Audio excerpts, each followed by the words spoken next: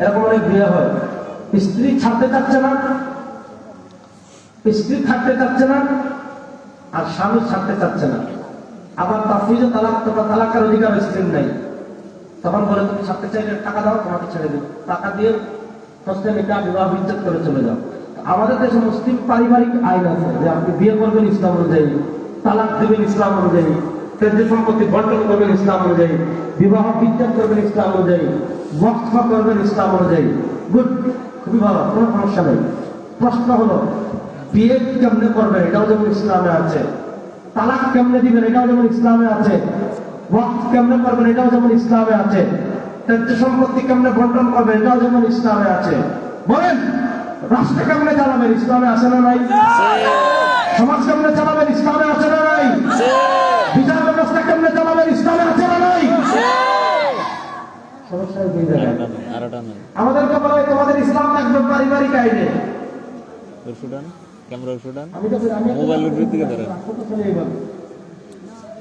আমাদেরকে শিক্ষিত ইসলাম থাকবে পারিবারিক আইনে, অর্থাৎ বিয়ে, তালাক, ওয়াকফ, ত্যায্য সম্পত্তি বন্টন, এগুলোর ক্ষেত্রে ইসলাম। আপনি তাকে জিজ্ঞাসা করেন রাষ্ট্র পরিচালনায় কি? গণতন্ত্র, আব্রাহাম লিঙ্কন। অর্থনীতিতে কি? পুঁজিবাদ। বিচার ব্যবস্থায় কি? ব্রিটিশ। শিক্ষা ব্যবস্থায় কি? ব্রিটিশ। অর্থাৎ পারিবারিক আইনে কোরআন রেখে, পারিবারিক আইনে ইসলাম রেখে রাষ্ট্র পরিচালনায় তারা আব্রাহাম লিঙ্কনকে দিয়েছে, বিচার ব্যবস্থায় তারা ব্রিটিশকে দিয়েছে, শিক্ষা ব্যবস্থায় তারা ব্রিটিশকে দিয়েছে, অর্থনীতিতে তারা ব্রিটিশকে দিয়েছে। অথচ আল্লাহ তাআলা বলেছেন ইন্নাদ দীন ইনদাল্লাহিল ইসলাম। আল্লাহ তাআলা বলেছেন ওয়া মান ইয়াবতাগি গায়রাল ইসলামি দীনান ফালা ইউকবাল মিন। আল্লাহ তাআলা বলেছেন ইয়া আইয়ুহাল্লাযীনা আমানু দুখুলু ফিস সিলমি কাফা ওয়া লা তাত্তাবিউ খুতুওয়াতিশ শাইতান। যারা তাওহীদে বিশ্বাসী হবে, যারা রিসালাতে বিশ্বাসী হবে, যারা লা ইলাহা ইল্লাল্লাহ বিশ্বাসী হবে, যারা মুহাম্মদুর রাসূলুল্লাহ বিশ্বাসী হবে, তারা একসাথে ইসলাম মানবে। যারা ইসলাম বিশ্বাস হবে তারা ইহুদিবাদ মানতে পারে না, খ্রিস্টবাদ মানতে পারে না, হিন্দুত্ববাদ মানতে পারে না, ধর্মনিরপেক্ষতা মানতে পারে না। পৃথিবীর ইসলাম ব্যতীত আর কোন তন্ত্রমন্ত্রের অনুসারী তারা হতে পারে। ইসলাম গ্রহণ করলে 100 মানতে হবে। ইসলাম বলেন, ইসলাম গ্রহণ করলে 100 মানতে হবে ইসলাম। এই যুগে আমাদের এই জায়গায় তারা ঘুরে বিয়ে দিয়েছে। আপনি জানেন না আপনারা বিয়ে দিয়ে দিয়েছে, এটা কিন্তু ঘুরে বিয়ে দেন। ইসলামের শত্রুরা এই যুগে আমাদেরকে ইসলামটাকে পরিবারের মধ্যে সীমাবদ্ধ রেখে বাকি সব জায়গায় তাদের মতবাদ তারা দিয়ে দিয়েছে। এজন্য দেখেন পৃথিবীতে ইসলামকে এমন একটা জায়গায় নিয়ে গিয়েছে তারা। আমরা ইসলাম মানে কি বুঝি? হুজুর আসমানের উপরে ওয়াজ করবে। আমরা ইসলাম মানে কি বুঝি? হুজুর জমিনের নিচে ওয়াজ করবে। আমরা ইসলাম মানে কি বুঝি? এই যে পোলাপাইন আছে, এরা শুক্রবারে মসজিদে গেছে, গিয়ে দেখছে আজকে জিলাপি দিছে। পরের সপ্তাহে আমার গেছে, দেখছে আজকে একটা সিঙ্গারা, একটা মিষ্টি দিছে। পরের সপ্তাহে আমার গেছে, গিয়ে দেখে আজকে দেশি মুরগি দিয়ে বিরিয়ানি।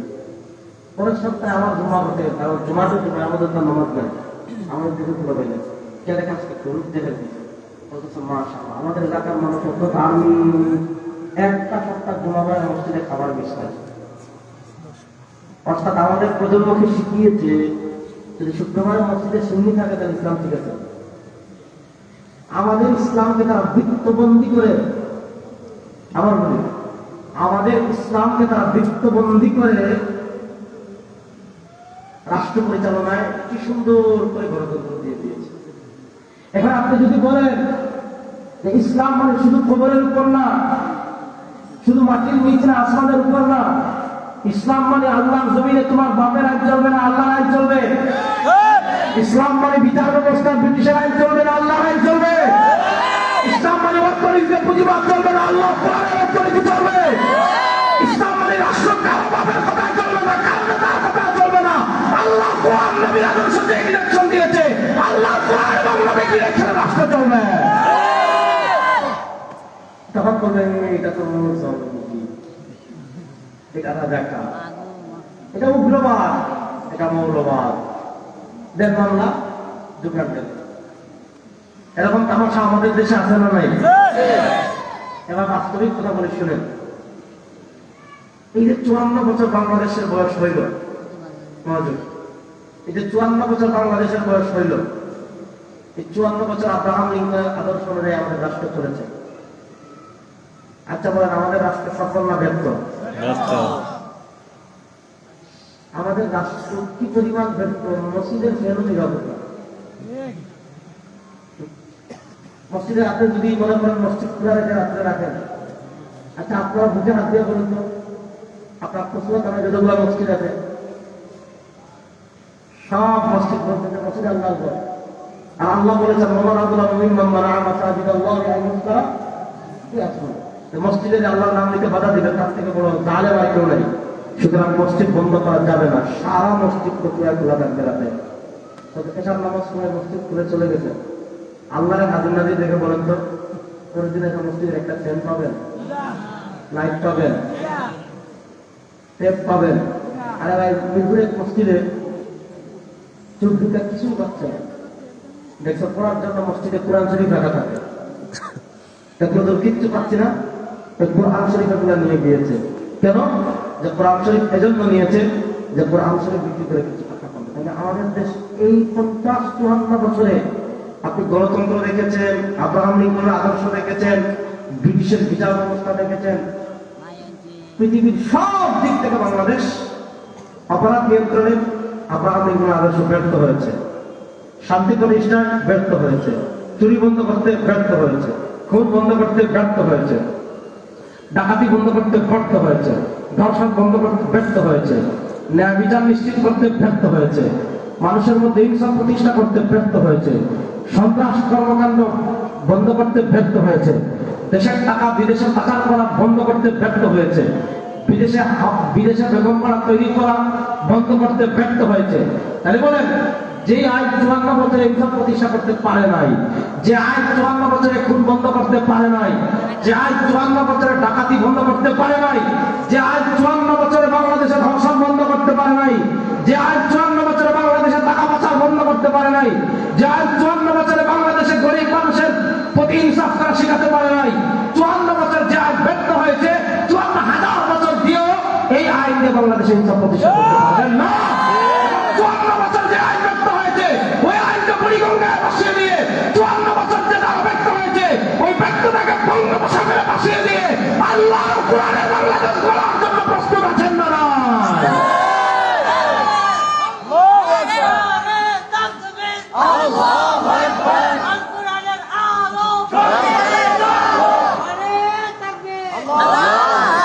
সবাই প্রস্তুত আছেন তো ইনশাআল্লাহ? আপনি তো ব্রিটিশের বিচার ব্যবস্থা দেখবেন। হ্যাঁ, আমাদের দেশের বিচার ব্যবস্থা, আমি আমার নারায়ণগঞ্জের এক বক্তৃতায় বলেছিলাম যে আমাদের দেশের বিচার ব্যবস্থার যে অবস্থা, এটা দিয়ে মানুষের ন্যায় বিচার নিশ্চিত করে দূরের কথা, এটা দিয়ে পশু পাখি ন্যায় বিচার করা দাবি একটা সন্দেহ আছে। আমাদের দেশে একজন মানুষ 17 বছর জেলে থাকে, 17 বছর জেলে থাকার পর দেখা যায় বেকসুরে খালাস পায়, 21 বছর কন্ডেম ছেলে থাকে, কন্ডেম ছেলে ফাঁসির আসামি, 21 বছর পর বেকসুর খালাস পায়। শুধু একটা আইন করেন বাংলাদেশে, যে কোনো আসামি যদি জেলে থাকে আর 10 বছর পরে যদি সে বেকসুর খালাস পায়, তাহলে এই মামলার বাদী যে, এই মামলার বিচারক যে, এই মামলার সাক্ষী যে, সবগুলো সরাতে উদ্যান চলে যায়, মাথা নিচে দিয়া পা উপর দিয়ে দিয়া 5.5 দিন সমানে পিড়ানো হবে। আপনি দেখবেন বাংলাদেশের জুলুম 3-4 দিনে বন্ধ হয়ে যাবে। এখন 15 বছর একজন মানুষ জেলে যায় থাকে। আমাদের দেশের বিচার ব্যবস্থা কি? আমার মামুনুল হক সাহেবকে জেলে নিয়েছে, মামলা কি? উনি নয়াপল্ট টোন এক সবজি বিক্রেতার মোবাইল চুরি করছেন। নাজুল্লাহ মালিককে বলেন, আমাদের কৃষকদের বলেন কেন মামলা কি হয়েছিল জানেন? উনি একজনের পকেট থেকে 5,000 টাকা চুরি করছেন। আমার নামে একটা মামলা দিয়েছে 6 দিন আগে। আমি বাংলাদেশের যুবকদেরকে রেডি করতেছি কি পাকিস্তানকে জিহাদ করবে, কারণ বাংলাদেশ পাকিস্তান মধ্যে পাকিস্তান আমার কি? এই যে এরকম একটা তামাশা আমাদের দেশে চলতেছে 54 বছর থেকে। এই তামাশা চলুন, কে কে সামনে হাত তুলে এই তামাশা চলবে না, কে কে চান দেখে হাত তুলে দিন। এই তামাশা বন্ধ হোক, আপনারা চান কি চান না? জোরে বলেন, জোরে বলেন। তামাশা বাংলাদেশে বন্ধ হোক, আপনারা চান কি চান না? তামাশা আব্রাহাম লিঙ্কনের আদর্শ বন্ধ করতে পারবেন না। এই তামাশা ধর্ম নিরপেক্ষতা বন্ধ করতে পারবেন না। এই তামাশা সমাজতন্ত্র বন্ধ করতে পারবে না। এই তামাশা একমাত্র বন্ধ করতে পারবে আল্লাহ। বলেন, এই তামাশা একমাত্র বন্ধ করতে পারবে আল্লাহ। এখন তো 54 বছর ধর্ম নিরপেক্ষতা বাংলাদেশ, সমাজতন্ত্রের বাংলাদেশ, মুক্তিযুদ্ধের চেতনা বাংলাদেশ, আধুনিক বাংলাদেশ, স্মার্ট বাংলাদেশ, ডিজিটাল বাংলাদেশ, সব বাংলাদেশ দেখেছেন। 2024-এর জুলাই আগস্টের গণ বিপ্লবের পর ইসলামের বাংলাদেশ, আল্লাহ কোরআনের বাংলাদেশ দেখার জন্য প্রস্তুত আছেন না নাই যুবকরা? ইনশাআল্লাহ। আল্লাহ ইসলামের বাংলাদেশের পক্ষে থাকার তৌফিক আমাদের সবাইকে দান করেন। আল্লাহ কোরআনের বাংলাদেশের পক্ষে থাকার তৌফিক আমাদের সবাইকে দান করেন। আমি আসছিলাম দোয়া নেওয়ার জন্য, অনেক কথা বলে ফেললাম। আগে আপনারা বলতেন হুজুর আপনারা একমত।